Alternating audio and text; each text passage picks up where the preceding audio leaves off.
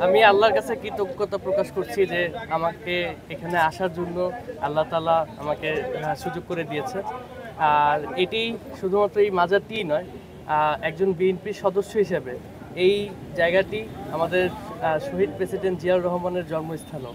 তো একই সাথে এই জায়গাতে আসার কারণে আমার বিএনপির প্রতিষ্ঠাতার জন্মস্থান হওয়ার কারণে এবং এই বাজারটি ঐতিহাসিক হওয়ার কারণে এই যে শুরুটি হয়েছে যাত্রাটি, এই যাত্রাটি আমার চিরকাল ধরে স্মরণীয় হয়ে থাকবে এবং আমি আশা করি যে মহান আল্লাহ তাআলা আমার প্রতি সদয় হবেন এবং আমি যেই উদ্দেশ্যে রাজনীতিতে যোগ করেছি সেই উদ্দেশ্যটা আমি বাস্তবায়ন করতে সফল হব।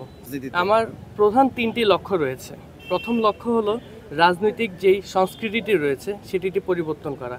পূর্বের যে মারামারি হানাহানির রাজনীতি আমরা এতদিন ধরে দেখে এসেছি, সেই সংস্কৃতি পাল্টিয়ে সৌহার্দ্যপূর্ণ পরিবেশে যাতে সবাই রাজনীতিতে অংশগ্রহণ করতে পারে, তরুণরা যাতে অনুপ্রাণিত হয় সেরকম একটি রাজনৈতিক পরিবেশে নিয়ে আসা।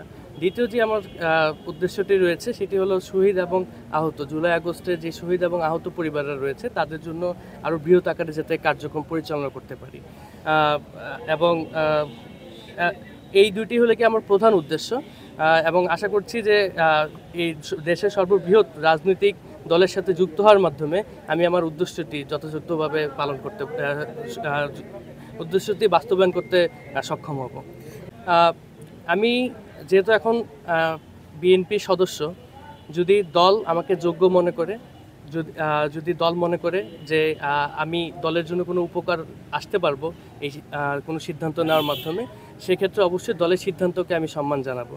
এবং আমি যেদিন দলে যোগদান করেছি সেদিনই আমাদের সম্মানিত ভারপ্রাপ্ত চেয়ারম্যান জনাব তারেক রহমানের সাথে আমার কথা হয়েছে এবং তার যেই পরিকল্পনা আগামী বাংলাদেশ গঠনের জন্য, সেই পরিকল্পনার একটি ছোট অংশ উনি আমার সাথে শেয়ার করেছেন এবং আমি যেটা দেখেছি যে তার অনেক বড় পরিকল্পনা রয়েছে এবং এই পরিকল্পনাটা যদি উনি আল্লাহর কৃপায় যদি পরিকল্পনাটি বাস্তবায়ন করা সম্ভব হয়, সেক্ষেত্রে আমরা শহীদদের যেই স্বপ্নের বাংলাদেশ আছে সেই স্বপ্নের বাংলাদেশ আমরা একদিন অবশ্যই গড়ব।